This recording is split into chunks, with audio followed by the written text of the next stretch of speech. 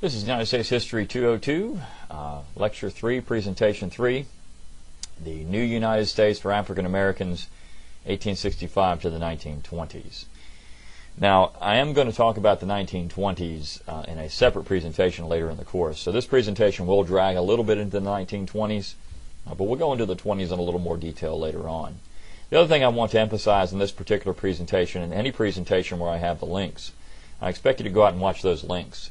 I'm not going to do it in the lecture, but all you simply do is download the presentation, the PowerPoint presentation from Blackboard, and then open it up as a slideshow, and then when you get to the particular link, click on the link and it'll take you out to your browser and you can watch the link. So I expect you to watch those because I can quiz you on that material. So please make sure you watch the links in this presentation and any presentation where I have links embedded in the presentation. Alright, so let's get started with this particular presentation. This is a wonderful quote. The emancipated slaves own nothing because nothing but freedom has been given to them. Former Confederate General Robert B. Richardson said this in 1865. He actually said it as a derogatory statement at the time. He was arguing against having political or civil rights for former slaves because they didn't have anything, and they had been given freedom, but nothing but freedom. Freedom's a wonderful thing, but you can't buy anything with it. You can't work with it. So if you have no skills or you don't have any education or any money or any property, it becomes very difficult to do anything with freedom. And this was a battle, a subject back and forth at the time. What should we do with these people, these millions of people, 3 million people that have been freed and just kind of thrown to the wolves? There was a discussion for years about how to handle emancipation, and many people thought that what needed to happen was to provide some type of education or vocational training for slaves at that time, so when they achieved freedom, they could go out and get a job and make an income. And this never happened. The problem was that these people were freed immediately and without any education. Now, some did have some education and some had skills, but the vast majority did not. And so this creates a situation where, well, what do you do with all these people? How do you absorb them into society? How do you make them productive citizens? And all the other issues that come with a large influx of people into a political and societal system, an economic system. So, when you look at the end of slavery, many people think that the end of slavery occurred in 1863 with the Emancipation Proclamation. This is simply not true. The Emancipation Proclamation didn't free any slaves. It freed only slaves in the Confederate States, and of course those slaves were not under the purview of the federal government at that time. They were under the control of the Confederate States government. So this was simply a way for Lincoln to keep the British and the French out of the war, most importantly the British. It was a political move, and it had no impact on slaves whatsoever unless the Union Army was able to occupy an area, which eventually that would happen. But slavery did not end with the Emancipation Proclamation. It didn't end officially until the 13th Amendment of the Constitution was ratified in December of 1865. So there were still areas of the Union, the North, that had slavery until December of 1865. So a lot of people don't realize that. That's the date that should be celebrated for the end of slavery. The thing about the 13th Amendment, though, too, a lot of people don't realize, is that the 13th Amendment actually allows for slavery if you're incarcerated. So it's not that slavery ended and was done away with in the United States. If you are incarcerated, you can be forced to work for free, essentially, or at very low wages, which many people think is slave wages anyways. 40 acres and a mule. This is a theory, a myth that went around for a while, that former slaves would be given 40 acres and a mule once emancipation happened. And that's because of Field Order Number 15, which was issued by John Charles Fremont in Missouri. Field Order Number 15 did confiscate land and redistribute that land to slaves, former slaves. The problem was that this was not a Union policy overall, and Fremont was quickly slapped on his wrist for doing this. And so this myth became perpetuated. Well, if we get freedom, we're going to get 40 acres and a mule. That wasn't going to happen. Land confiscation wasn't going to happen. Most Northerners were not behind it. They were behind education, and we talked about this with the Freedmen's Bureau bill. But no one was really looking to confiscate land. There were a few radical Republicans who wanted to do that, but for the most part, this was a kind of a fringe policy. And that's because many of the carpetbaggers could make a lot of money if they could just seize the land themselves through taxation. You're raising taxes, we talked about this, and then take it. And then they could have a plantation. But the most important element of this entire process is the need for votes. Blacks were the majority in South Carolina, Mississippi, and numerous in other southern states. So if you can get blacks voting, and of course they're going to vote Republican because that's the party that freed them, you're going to win elections. We saw that very clearly in 1868. We looked at it in 1872. So you have a very large number of people now that are voting Republican, and if you disfranchise others, then this creates a situation where you can win elections. So in this particular process during Reconstruction, black political participation reached its zenith between 1868 and 1871. But it's important to note that this was actually supported by paramilitary organizations.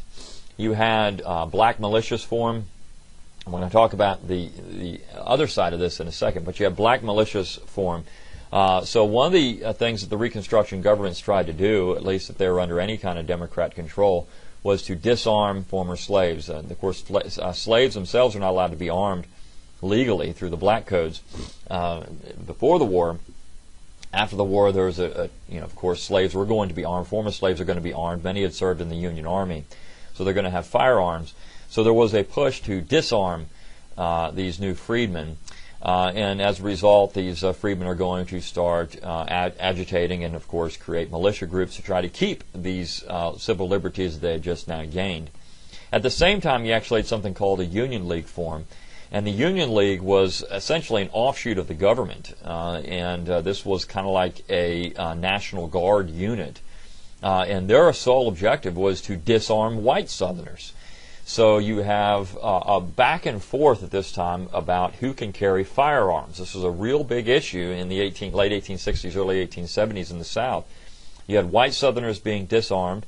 You had black Southerners being armed and sometimes attempted to be disarmed. So one of the key issues here was who can keep their firearms, because, of course, firearms means that you can defend your civil liberties. And that was the most important component of this. So while blacks were supported by the military and then the Union League and other things, they had fairly active political participation. But once that starts to dwindle near the end of Reconstruction, that will start to political participation will start to dwindle as well. Now, you did see the first African-American United States Senator elected in this period, Hiram Rome's Rebels of Mississippi. He was actually from North Carolina, was a minister. The interesting thing about Rebels is that he actually turned on the Republican Party later on. He believed black Southerners had been betrayed. He saw them for what they were, pawns in a bigger political game. And so he started working against the Republican Party. He said that he was still a true Republican, but the Republican Party had strayed from that. They were interested in their own political success, and they really didn't care too much about the plight of black Southerners. So he started agitating against the Republican Party in Mississippi. You also saw the first African-American member of the United States House of Representatives, Joseph Rainey, from South Carolina, and Rainey made a number of eloquent speeches in the House in favor of civil rights and other legislation of that nature. So you did start seeing the more prominent position for African Americans in the United States in this particular period of time. Now, on the flip side of these black militias, you had white paramilitary organizations popping up across the South, and their design was to work against the Union League and the black militias and the Union Army. These people were disfranchised. Their whole world had been turned upside down. They couldn't vote. Many of them had lost their land, lost their status in society. They couldn't participate. And so it's natural, if you had those things before the war, you're going to want to try to fight to keep them back. And so this is exactly what happened. So you have two very large armed camps developing in the South. And the most famous of these groups was the Ku Klux Klan, which was around from 1866 to 1869. Now, Ku Klux is actually a spin-off of a Greek word, kuklos, which means clan. So this is the Klan. And they wore sheets because they wanted to portray themselves as ghosts of the Confederacy. So they'd ride out at night in the graveyards, the fog, and they would intimidate. And in fact, they would attack not only blacks, but their primary target generally were scalawags and carpetbaggers. So they were going after white Southerners and white Northerners who were living in the South more frequently than black Southerners, because they saw them as the larger political problem. So the violence that was perpetrated by the Klan on various people in the South was not just black Southerners, it was also white Southerners and white Northerners who happened to be living in the South who could participate in the political process while they couldn't. The first leader of the Ku Klux Klan was a man named Nathan Bedford Forrest of Mississippi, a Confederate cavalry general, perhaps the greatest cavalry general of the war. He was only defeated one time in the Western Theater, and that was near the end of the war when he had essentially run out of men. But Forrest is an interesting character. He actually went to war with a number of his slaves, and he promised them that if they fought for the whole war, he would give them their freedom, and he did that. Regardless of the Emancipation Proclamation of the 13th Amendment, he said, look, you held up your end of the bargain, you have your freedom. He also denied that the Klan existed in congressional testimony. So a lot of these Klan leaders were dragged before Congress and made to testify, and he denied that any wrongdoing was going on in the South at the time, or that the Klan even existed. But you had other paramilitary organizations. You had Wade Hampton's Red Shirts in South Carolina. You had the White League in Louisiana. Hampton's pictured it left there. So these paramilitary organizations are not just the Klan. They were popping up all over the South, and the idea behind these organizations was to maintain their political rights and, in many cases, their civil liberties, which they believed had been denied by the Republican-led governments. Now, the Congress is going to get involved in the act. In 1870 and 71, they passed something called the Ku Klux Klan Acts. This was an attempt to help enforce the 14th and 15th Amendments of the Constitution. Klan members, as I said before, were dragged before federal court. Habeas corpus was suspended, and habeas corpus is a very important civil liberty. It's the only one listed in the Constitution before the Bill of Rights. Essentially what this does is say, well, if you are arrested, you have to be charged with a crime, and you only have a certain amount of time before, or you have to be released, right? So if you're arrested, it's generally 24 hours. You have to be charged with a crime. If you suspend habeas corpus, though, you can be held indefinitely, never be charged with anything. So this is a very important civil liberty, and it was suspended by the Congress. Now, it says very clearly in the Constitution that you can only suspend habeas corpus if there is a state of rebellion or insurrection, or in case the state is invaded. And none of those things were happening here. So, in fact, the Supreme Court will rule much of the Ku Klux Klan Acts unconstitutional in 1882. Of course, we talked about this in the last presentation. Suspension of habeas corpus in times of peace was declared unconstitutional by the Supreme Court, or at least while they were riding the circuit even before that. So this entire process was seen as an affront to the Constitution, and dragging certain people before federal court, having a martial law, excuse me, when civil courts are open. Now, generally it's considered, though, between 1877, which is kind of the end date of Reconstruction if you look at your textbook, and 1890, you had fairly fluid race relations. Whites and blacks worked and mingled together throughout the South. Race relations were fairly fluid. Cities were segregated by class rather than race in most instances. There was some racial violence, and there was a sharp increase in the late 1880s. But while the old conservative element was in control, and we talked about this, the Bourbon Redemption, race relations were fairly stable. But it's after that period, when that generation started to die off, that things started to go downhill very quickly. And you did have, again, some racial violence in the 1880s, and this was arbitrary violence, so it was a nasty business, and lynchings were quite common. But still, race relations were much better than they were beginning in the 1890s. And that's because in 1890 or in 1893, you had a very severe economic downturn. So you have increasing tension because of a depression. Many whites were blaming blacks for economic hardship. They had lost jobs. They saw these people as labor competition. You had black migration into the north, which again created a situation where people thought there was labor competition.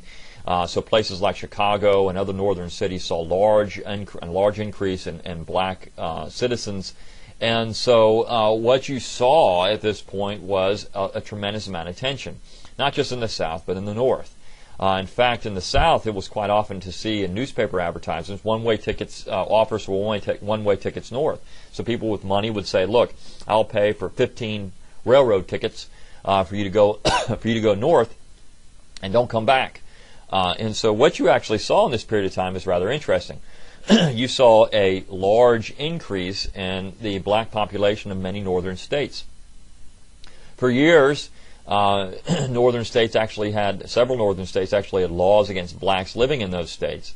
But you can see on the left a map in 1910, the percent of the total population for African Americans was over 50% in Mississippi and South Carolina, and under 5% in every northern state. But by 1950, that had changed, and you saw a net decrease in several southern states.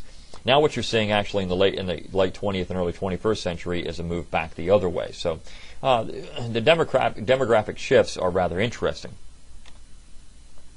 Now, lynchings did increase quite substantially, as I mentioned before, in the 1880s, the high point being 1892, when there were 232 documented lynchings across the South. But between 1882 and 1892, there were 1,600 lynchings. And there were for various reasons. Some for sexual impropriety, about 30%, which is rape, or at least accused rape. But a lot of this was just because people were in the wrong place at the wrong time. Now, legal segregation began in the 1890s in the South. These were the Jim Crow laws. This is legal or de jure segregation by law.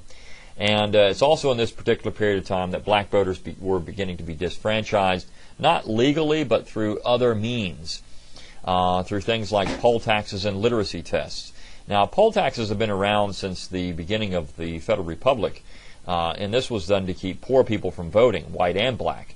And then you had literacy tests. If you couldn't read, you couldn't vote. And so the idea was that you would keep blacks, many of whom couldn't read, from voting. Even if they couldn't interpret the documents correctly. And, of course, a lot of them didn't have the money to pay the poll tax.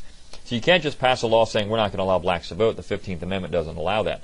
But you can do other things that would knock down certain racial elements of society. And the reason we know these were targeted at blacks is because the state legislatures also passed grandfather clauses saying that if your grandfather had voted, you could vote, even if you couldn't pay the poll tax or pass the literacy test. And, of course, there are no former slaves whose grandfathers voted. So this is going to be targeted strictly at black Southerners. Now, if the grandfather clauses weren't there and white Southerners were disfranchised, poor white Southerners and illiterate white Southerners as well as illiterate and poor black Southerners, that would be a different situation. But because of the grandfather clauses, it was very clear that these things were targeting black Southerners. It's also in 1896 that the Supreme Court will weigh in on segregation, and they will say in the Plessy v. Ferguson case that segregation was legal as long as equal accommodations were provided. This is where you get the term separate but equal. So black Southerners are paying taxes just like white Southerners, but yet they're giving substandard, in many cases, public accommodations. And so this became a major battle in the South.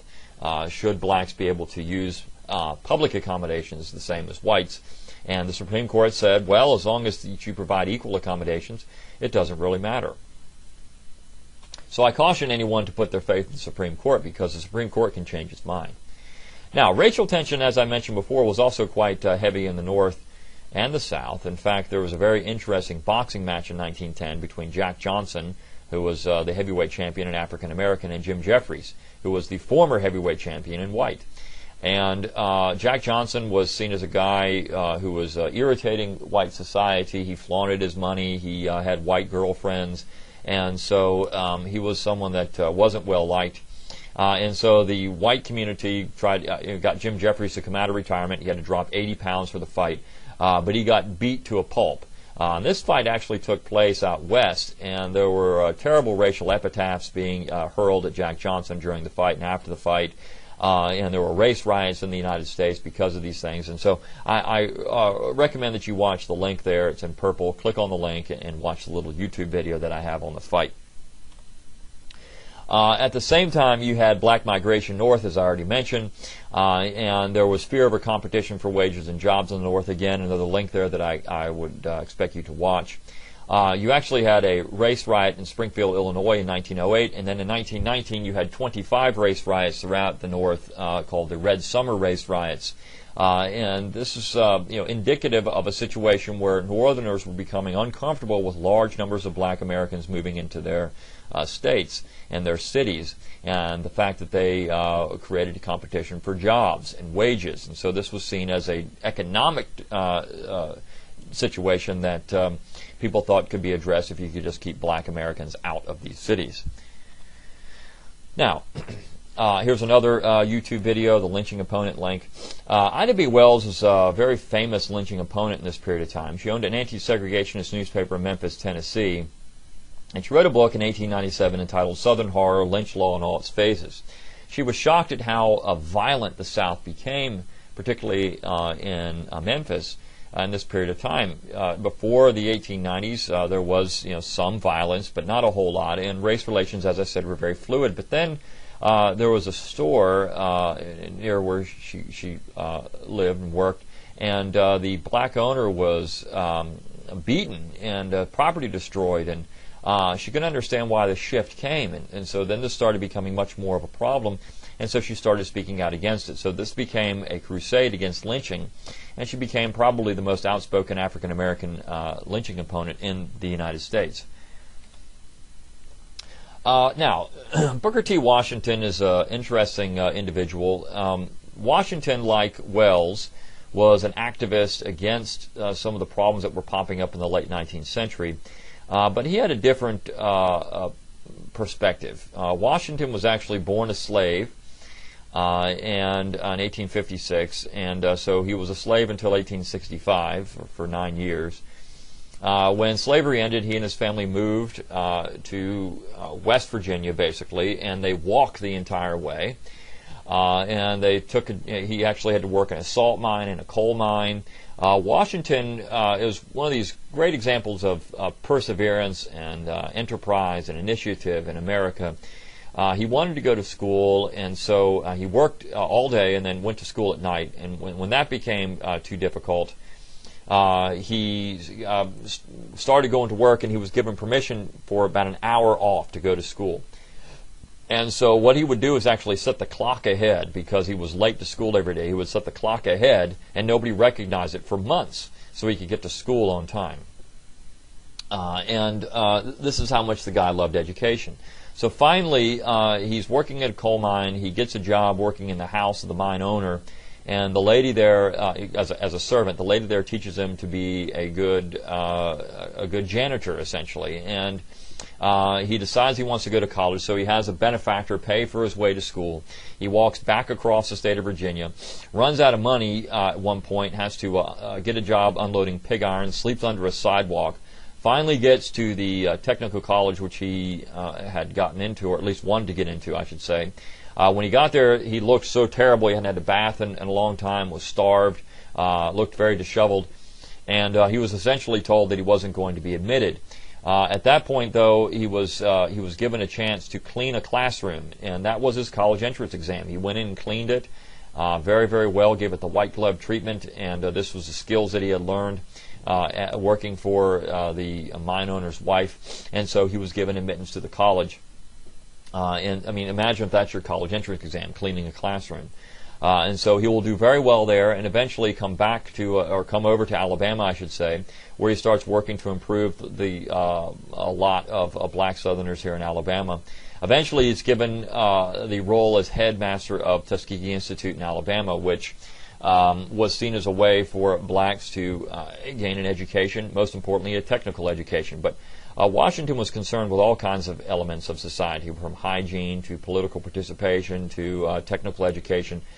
He wrote a book entitled Up From Slavery, where he talked about his life and his plight as a young man, as both a slave and then as a free man.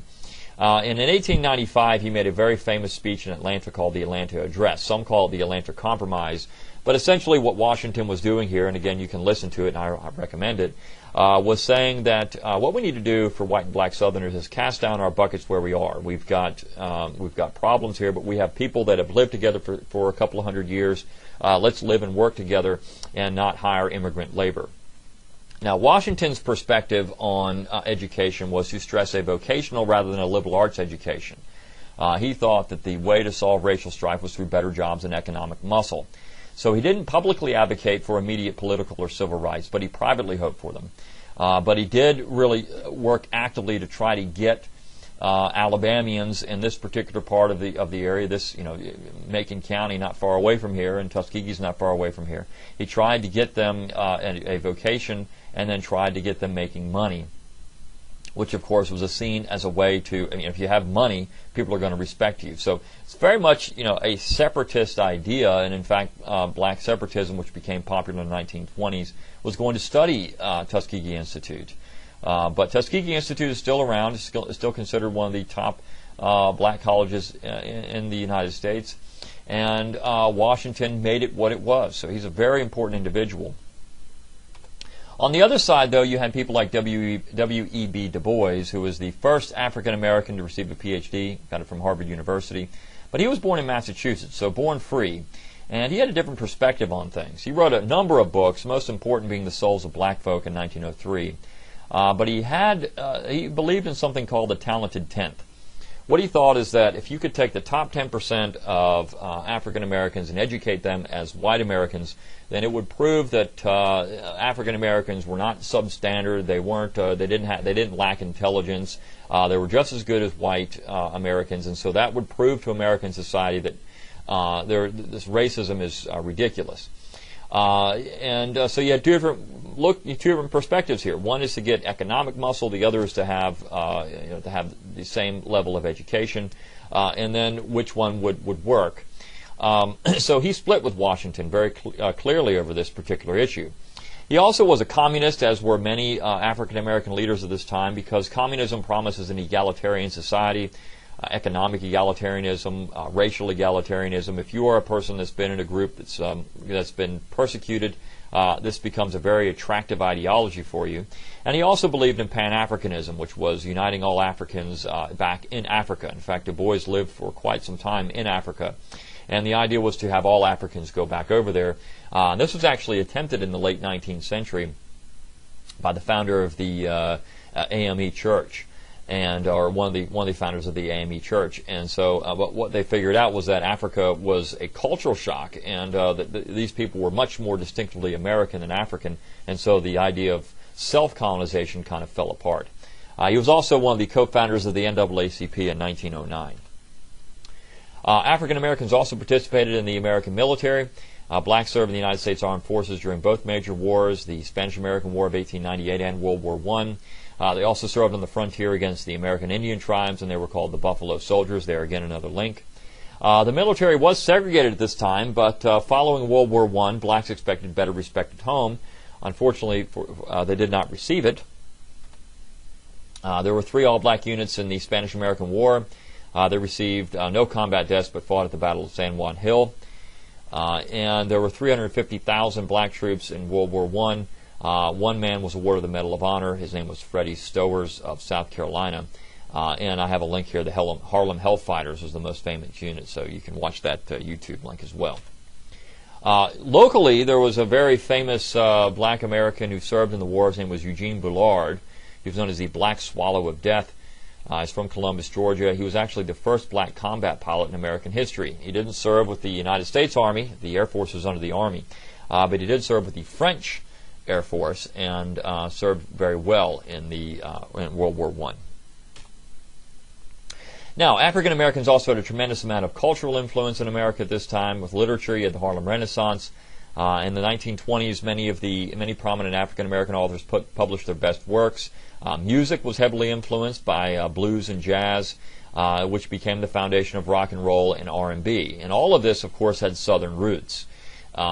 You don't have jazz music without the South. You don't have blues music without the South. You don't have country music without the South. We'll talk about that in the next presentation. You don't have rock and roll and R&B without the South. So the South is American music, and I think that's something that most people don't realize. But without the South, you don't have popular American music the way that we have it today. Now, in terms of the Harlem Renaissance, there were a couple of individuals here that I want to talk about for a second. The first is Claude McKay, who was a Harlem Renaissance pioneer. Wrote a very famous poem in 1919, If We Must Die, about the Red Summer race riots. He was a communist, and again, this is very attractive. It's very easy to understand why people in the African American community would be attracted to communism, because it does promise egalitarianism. So this created a tremendous amount of fear over radical black leaders. That's why they're called the Red Summer race riots. Red meaning communist. So one of the driving factors in these race riots was that a lot of people thought these black leaders were communists, and so that was another element to this.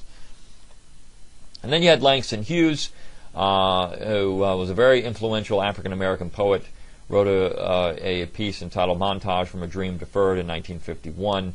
Where he coined the phrase "a raisin in the sun." He was also a communist, and Lorena Hansberry made a play entitled "A Raisin in the Sun" later on, but she took that from Langston Hughes' "A Dream Deferred." Now, jazz music, as I mentioned before, was a very popular music, particularly by the 1920s. Jazz, J-A-S-S, actually originated from the brass bands of Louisiana and principally New Orleans. It was also influenced by rag music, which was piano music. And so I've listed here a number of, or three different YouTube videos. The first is Edward Kid Ory's jazz band. The second is Joe King Oliver's jazz band with Louis Armstrong on trumpet.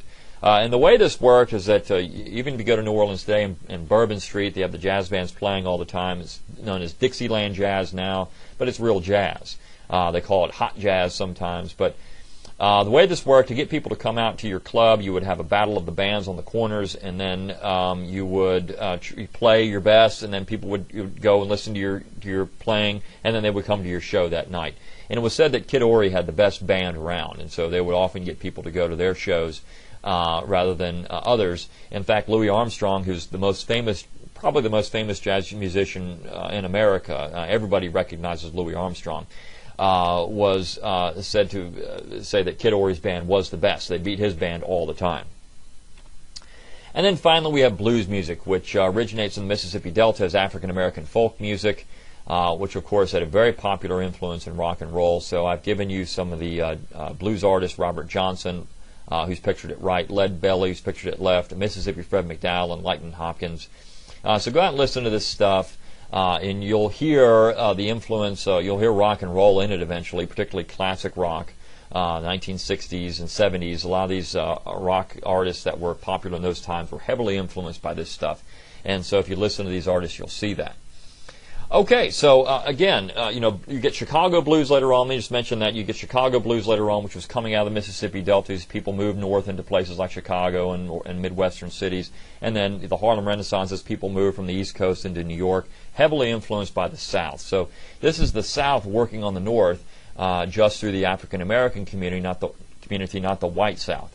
But the South still was and still is a dominant factor in American culture. All right, so that's the end of this particular presentation. In the next presentation, we'll talk about the New South, which is essentially, what's going on in the South after the war, and we'll focus on Southern cultural icons, things like NASCAR and country music. Just like we looked at some cultural icons here, how black Southerners were influencing the North. We'll look at how things like country music, which is very popular in the United States, came out of the South as well. So, and a lot of other things that are going on in the South that we'll talk about. All right, see you next presentation.